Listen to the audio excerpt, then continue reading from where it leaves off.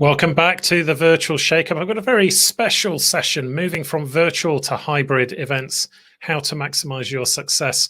And it's with Corbin Ball. Corbin is an international speaker, consultant, and writer, helping clients worldwide to use technology to save time and improve productivity. I know that we're excited by your talk, Corbin, so over to you. Thanks, Ralph. It's a good morning, afternoon, or evening, wherever you all may be. It's a pleasure to be with you and to speak about how to move from a virtual to a hybrid events with some ideas for tips and for success. The Chinese word for crisis is actually two characters. The first represents danger, but the second represents opportunity. And I think certainly the pandemic has caused a lot of danger and people are going through some very difficult times now, but there has been a tremendous amount of opportunity as well. I've been watching event technology full time for the last 23 years, and I've never seen a time as such right now with an explosion of innovations. Before I get started, we're going to be going to a number of specific sites. I'm an independent analyst. I've never made a cent of sale on any technology product, but this is a list of the areas I use these as examples of how things are going and to represent and illustrate my points. Now, a hybrid meeting, it is combining a face-to-face event with a virtual online component of it. And I think there are many types of hybrid meetings, but primarily the attendees can be in groups or more commonly individually sitting in front of their own mobile device or their own computer with that. I believe that hybrid meetings will be, as this pandemic continues until it gets people get fully vaccinated, the herd immunity goes up, then it's going to be a bridge to recovery as face-to-face meetings reemerge. I think it's going to be a while before that happens. So first of all, until we get everybody vaccinated, there is going to be a fear of contagion. The second is for slowing these face-to-face meetings is that there's an economic downturn. There's a slow recovery with that. The first thing that gets cut is oftentimes corporate travel budgets, and so there are not going to be as many people coming. Also, there are space limitations that until we get this herd immunity, we get fully past it, people are going to be spread out. There won't be as much space even in hotels and convention centers with that. And finally, I think a key player is that virtual is going to be good enough for many. We've had intense training in video conferencing right now for the past 9 to 10 months, and people are finding best practices in the virtual way, and so that I don't think there'll be as many people coming. The days, this is from IMEX America 2019, and the days of being people packed together, shoulder to shoulder, that's going to be a ways off. But on the positive note, there has been this explosion of innovation that has happened. It's unlike anything I have seen in these times. So hybrid and virtual meetings have been around for more than a decade. But they have advanced more in the last 9 months than they have in the past 10 years. And to start with is Zoom. And we've all been Zooming in and out of meetings, from everyone from grade school kids to grandparents to business people who've all had intense video conference call training with that.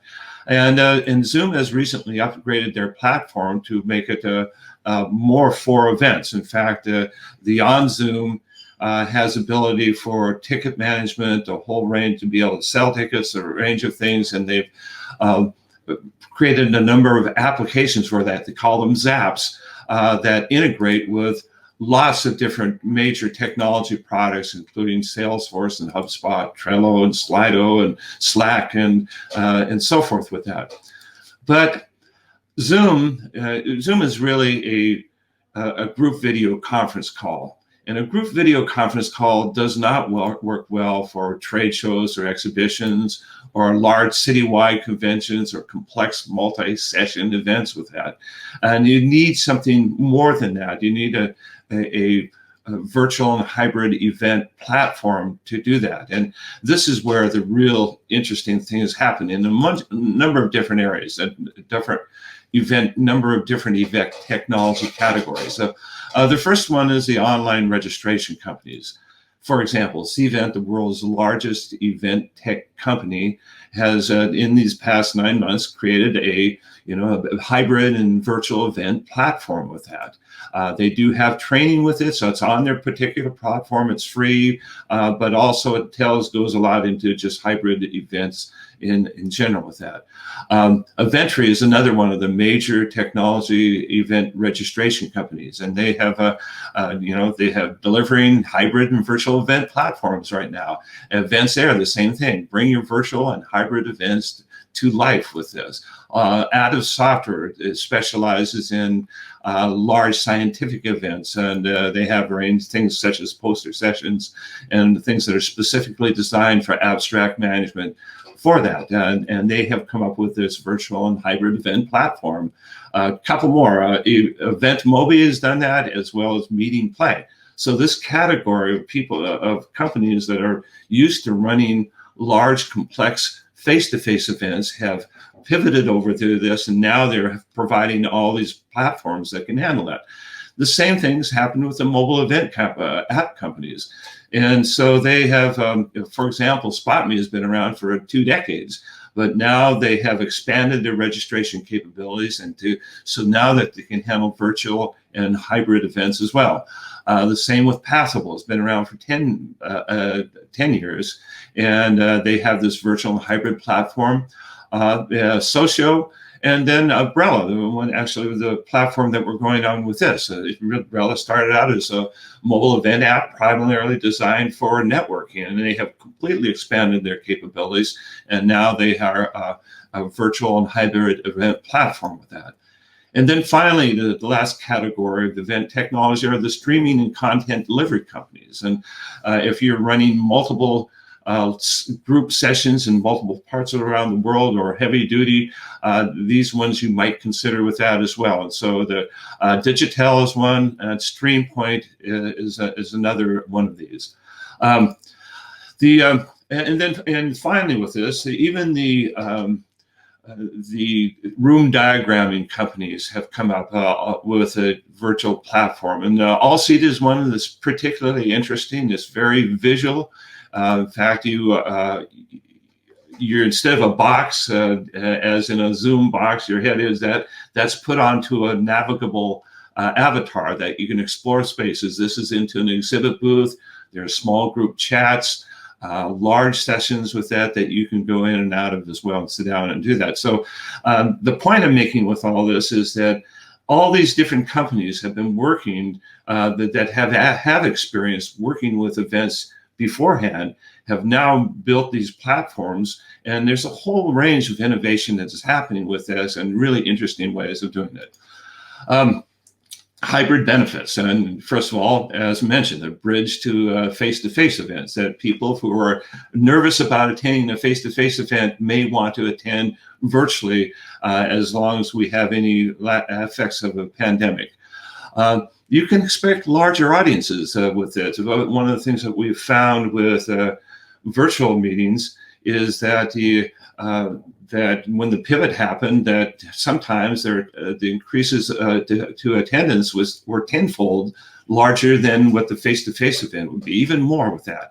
And there's a potential for greatly expanding an audience with that as people have gotten used to these platforms and they're working out best practices every day. When you have more eyeballs with that, more people attending events, then you can kind of rethink about how you do events and how you monetize them. You could have increased sponsorship value, and so you may be able to rely on that as a revenue generator rather than admission fees. This is an opportunity to really rethink about how we do many events. Most of virtual event platforms have automated content recording with this, and hybrid event platforms. And so this is something that you can, the content can be recorded and redistributed at later times with that.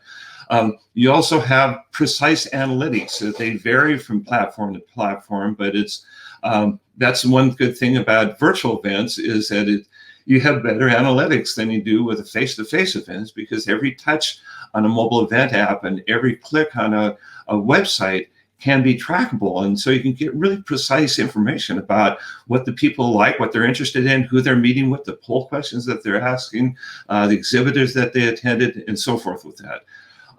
And then also there's a lower carbon footprint as well. If you don't have as many people flying to your event, you don't have, you reduce the environmental impact. There are challenges with that. One is that you really are planning for two, with a hybrid audience, the virtual audience as opposed to the face-to-face audience. They're completely different audiences with this. It's kind of analogous, I think, to a football game where you have people go to the stadium, you have the tailgate parties, you have the roar of the crowd, you have that group emotion with that. But then you have the televised content as well, where you have the commentators and the instant replay and technology with this. And both are viable distribution mechanisms, but they are really very different. I tend to think of the virtual component of it as more like organizing a television talk show rather than organizing an event. So when you have two completely different audiences with this, it becomes more complex to run a meeting than a normal face-to-face. You have to plan for both of that. And then there are higher production costs as well. It's a television program really that you're planning rather than rather than putting a camera in the back of the room and just letting it run. That's not going to work with that. Things to look into a hybrid platform. Here are some of the recommendations I have. First of all, look for a fully integrated solution that you can use with hybrid, with a virtual event, and with your face-to-face event. You keep it's consistent throughout that. The data collection is the same.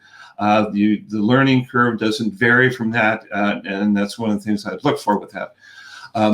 Look for how they do the detailed analytics, and as platforms will vary from one to one. And so the analytics becomes a very important part of that for marketing, for future events, to improve your existing events and so forth.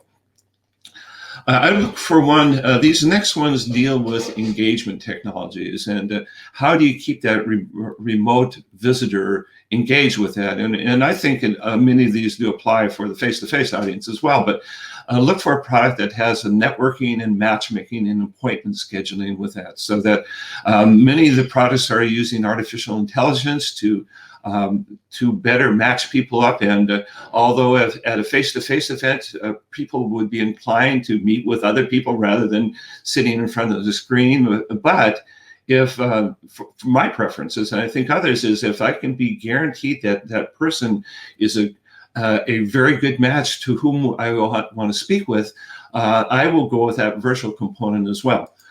I think one of the things we have found from Zoom is breakout rooms can be in a very effective way of audience engagement. And a number of the virtual and hybrid event platforms have integrated in with Zoom as well, so that feature or similar ones that they have incorporated within their event are workable features of that.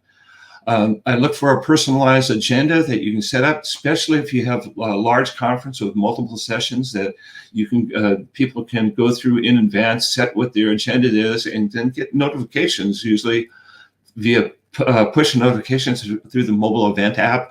But a personalized agenda is a helpful tool with that. Also, in the virtual space, and both there should be integrated polling for the virtual space and the live audience with that, is that they should use the same system with that, and so everybody can be incorporated at the same time. The same with social Q&A, the text-based upvoting question and answers. That is a good way to go with that, and as long as both sides are integrated, that brings people together with that. I look for gamification options with that. This is another way of engaging with it. And how do they handle that with the hybrid event? How do they handle it for the virtual component, the live component? It may be different with that, but that gamification component, it becomes important with that.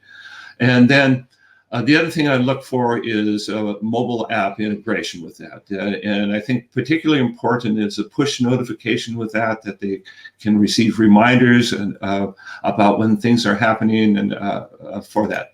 A few other features to look for.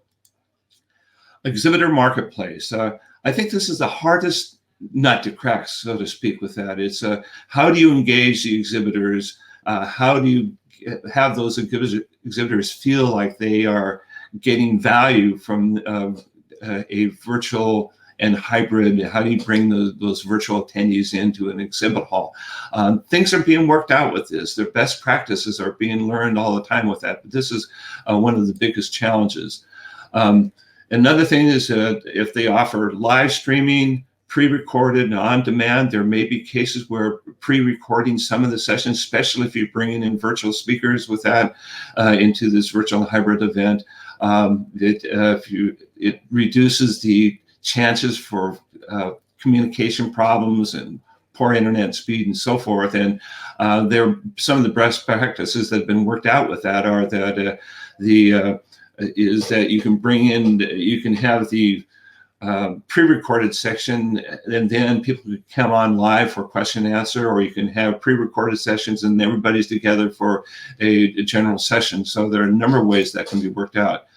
I would also look for integration with the sales automation tools and other products, other event tech products that will make sure that integration is easy to do with that. Also, if you're accepting money, it must be, the payment gateway must be PCI, payment card industry compliant. And also I'd look for, if you have anybody that's in Europe with that, the GDPR, General Data Protection Regulations, compliance for privacy protections. This has also been, similar laws have been enacted in California. I think it's just a good rule to respect people's privacy in a way. And so if you don't, the GDPR can hoist very high penalties if you don't do it. So that's one of the things I look for.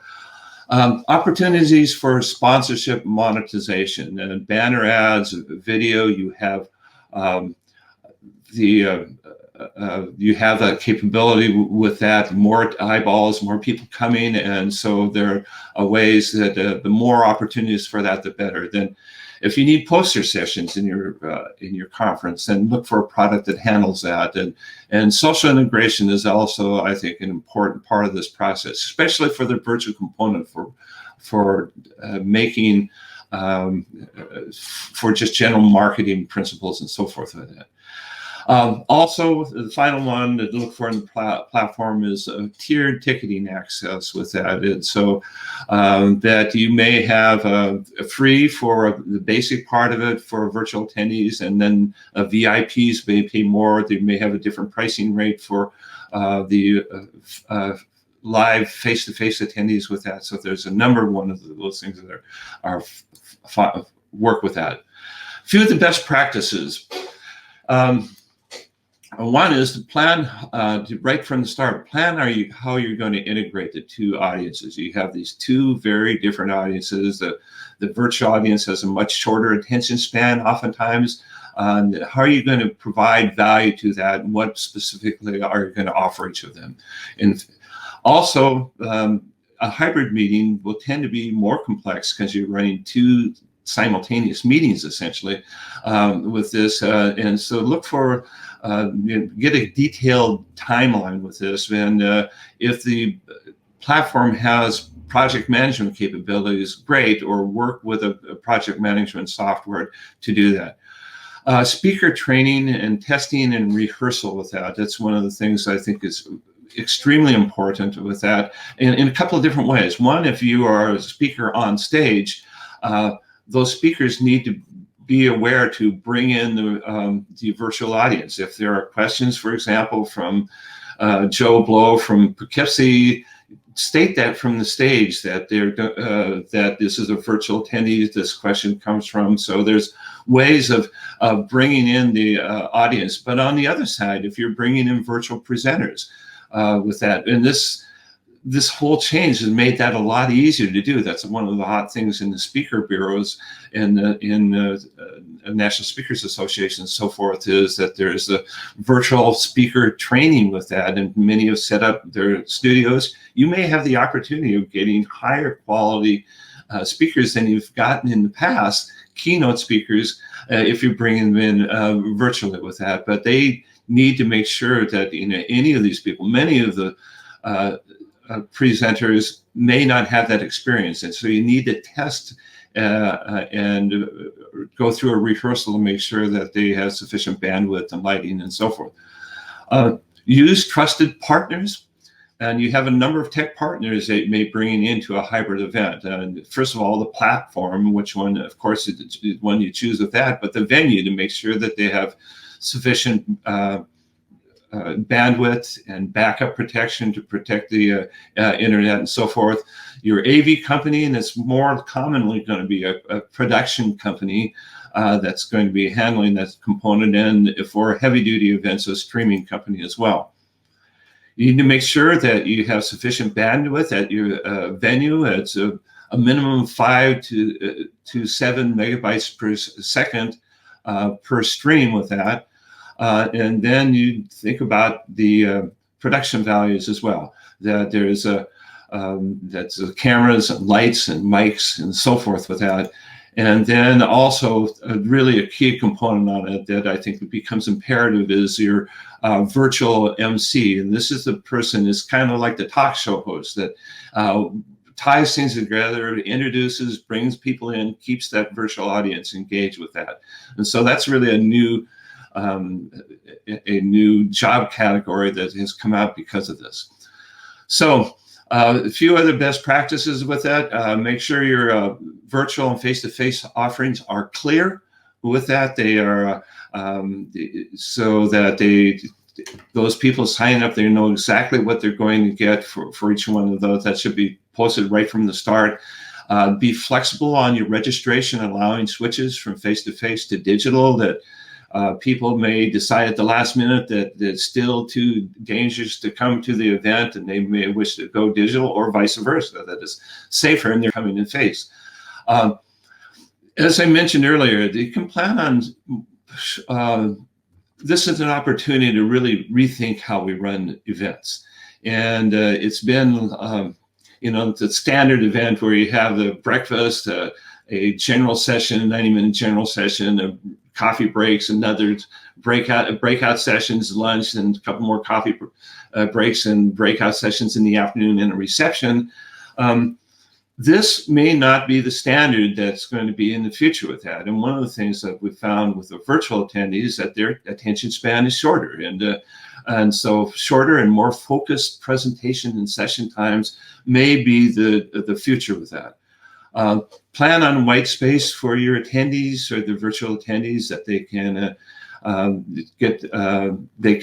people can only stay focused for such a certain period of time sitting in front of the screen, especially with Office or nowadays child and other distractions that are happening within the household with that.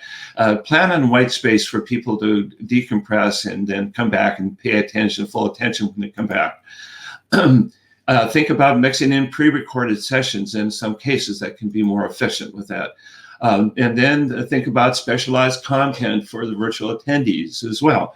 That, for example, if there's a large exhibit break, you may have a virtual exhibit tour that goes through highlighting, the 10 top exhibitors or the sponsors or whatever you do with that. And then finally, the one with this is, I think that with a virtual audience, punctuality is absolutely essential. It's the same as in television, that things start exactly on time. That would be the case if you're running a large hybrid event, that punctuality of when they start is, I think, becomes very important with that. So that's the innovation. Some of the innovation that's happening with it. We're going through this really interesting time with lots of opportunity, lots of innovations. When we get through this, when the pandemic gets finished, the event world will look, I think, different, substantially different than it has in the past in terms of how we organize it, how we bring in the hybrid component of it, how we structure the events with that. And this has all been fueled by the best practices that have happened during these times. I do have some time for question and answers with that. I do have 2 closing slides, but I do have time for Q&A if we can bring that back in. We can indeed, and we've got some quite a few audience questions actually. So let's dig right in. I'm going to pick the top one here. Let's imagine the vaccine works and we get somewhat rid of COVID-19 by the end of 2021. What will be the market share of virtual-only events, do you think, in 2022? So if we have a vaccine, will it kill the need for virtual events? No, I do not think so. I think that there are, for the number of the reasons that I mentioned with that, is that I think virtual is going to be good enough for many. In fact, Bill Gates was talking about that. He said that business travel is never going to be the same. It's that is people will be working from home from their virtual attendance at business meetings. The idea of flying across the country or to a different country for a one-day business meeting that's not going to happen nearly as much. But I think the same thing is going to apply to events as well, that people will find that the virtual is going to be good enough for many. And I think it's going to have a lasting, substantially larger footprint. It's hard to put a percentage on that, but I think that we could see,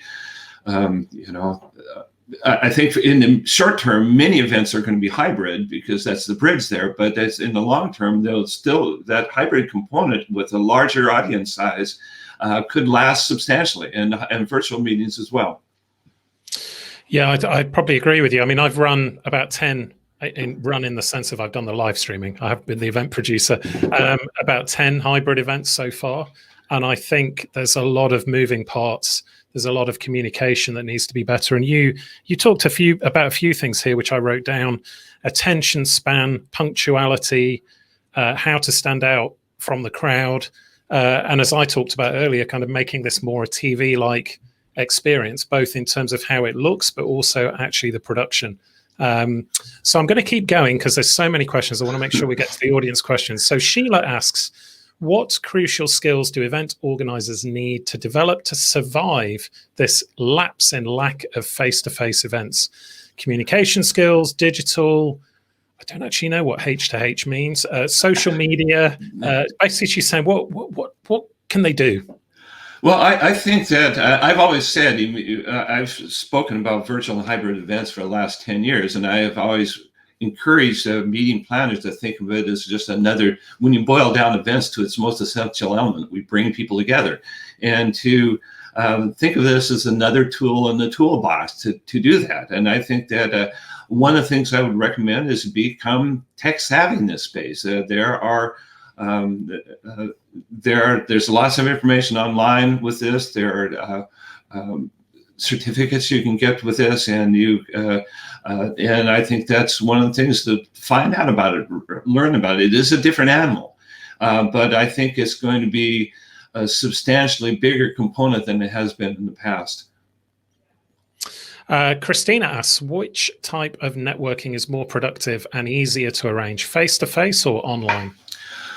Oh, I think that face-to-face, I mean, that's what the two main reasons why people go to events, face-to-face events, are education and networking.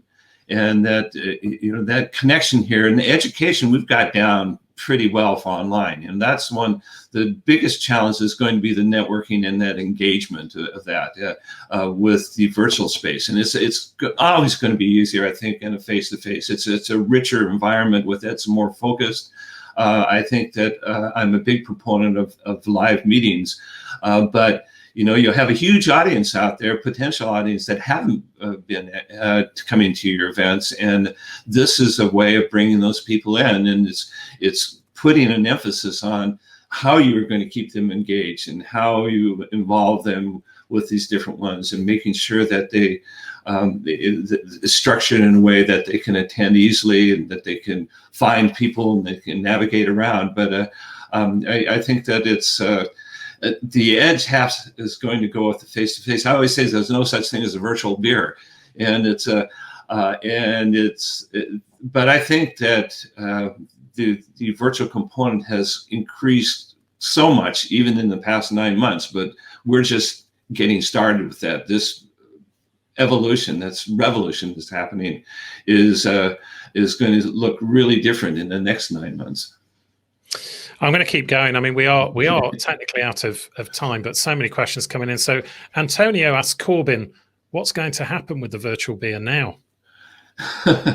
Well, one of the things that they're doing with that is with some of the hybrid, with the virtual events and hybrid events. With that, Marriott just held a component with. They did have a face-to-face, but they brought in a virtual component with that. And what they did is they handed out to those people Uber Eats certificates well in advance, so that they could have. During their lunch break, where they're bringing out some entertainment with that they'd have the lunch with the others with that. And so there are some creative ways of doing that, virtual swag and different ones with that. So it's there's a lot of ideas floating out of how you engage those people in there. But and certainly I don't know about you, but I've attended a number of virtual social hours with that, and so there are ways that can be worked out.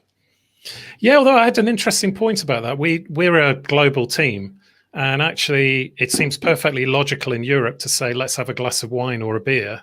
But we have staff who are in countries where they don't drink, particularly in Asia. So actually we were kind of not challenged. I mean, I was aware of that from traveling the world, but this new digital world makes you realize that perhaps it's better to say, let's have a coffee rather than the beer. It's interesting, isn't it? Change of culture.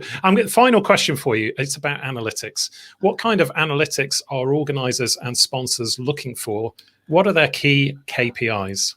Well, I think it's tracking the attendee journey. What are their interests? What sessions they're attending? You can even tell with some of the platforms how engaged they are, what they're looking at, what they're clicking on. She's following their interests, and that's helpful from 2 points. First of all, is that knowing just on a collective way, what are the interests of the attendees there? What are the hot areas that you can build up for future events? But then on the second component of it, what is that individual's attendee journey, so that they can be better marketed to, and to better provide the information that they want to get better analysis of what their interests are, so that can be served to them in a better way to be more helpful for them. Fantastic. Well, Corbin, it's been really interesting listening to you talk, especially about my favorite topic of the moment, hybrid. I do have 2 closing slides as well, if I can run through those and then turn it back to you. We can't get in your way. Go on, go for it. Okay, just some resources here. First of all, the course notes can be available. And this is a great time to take a screenshot or a picture of the screen with this, but the course notes are available at that web address. I do have an online favorites file, which about 1,500 event technology products in 60 categories, but it's quite heavily in the virtual and hybrid component area. There's many dozens of different vendors for that. There's an article I've recently written on hybrid best practices is available there. And then MPI, Meeting Professionals International, does have a extensive guide on hybrid meetings as well, that I found quite helpful. It's available for free to anyone. With that, feel free to contact me with any questions, or follow me, link with me. Anybody in this space, I'm very happy to connect with. And my final slide deals with change, and my favorite quote with change. And we're going through this tremendous amount of change right now. That's what things happen that these crises can evolve substantial amount of changes, and we're all going to have to get used to this as we go through. And my favorite quote on this is from Charles Darwin, and he says, "It's not the strongest of the species that survives, nor the most intelligent. It's the one that's most adaptable to change." And I hope this session has given you all some ideas about how this change from a virtual event to a hybrid event and the future of events in general is going to happen. And I really appreciate the opportunity to have to present it. Thanks, Corbin. Are you going to be able to join the Brella platform here as well if people want to connect with you either in the chat or directly? Sure, I'd be happy to do that. If you can just send me the links on that, I'd be happy to do that. Yeah, we'll do that. Well, thank you very much, Corbin. It's time for another break. We're actually going to show one of our real event producer case studies during this break. So that's for Aviation Week. It actually touches on some of the things that Corbin mentioned. So thinking about, do you keep a format virtual, for instance? Is that the new way of doing things? Do you move to hybrid? And also some of the work that they're doing. Don't forget, if you want to book a meeting with people, you can do that top right. It's the two little speech marks on Umbrella. And if you're on the homepage, I've had a couple of messages from people, I think, who are sat on the homepage, the new homepage Umbrella, and you're kind of wondering, where's Slido and where's the Q&A? You need to go to the Stream tab, and then you'll see the chat and you'll see the Q&A and the polling. But we'll be back 1:30, whatever time zone you're in. Here in the UK, it's 6:05 in the evening, 1:05 on the East Coast of the US. Actually, the next session is at 1:20 Eastern, so 6:20 here in the UK and 8:20 in Helsinki. And that's going to be back with Heather and Jess Tyler talking about the startup mindset, leveraging integrated media and events. So we'll see you then.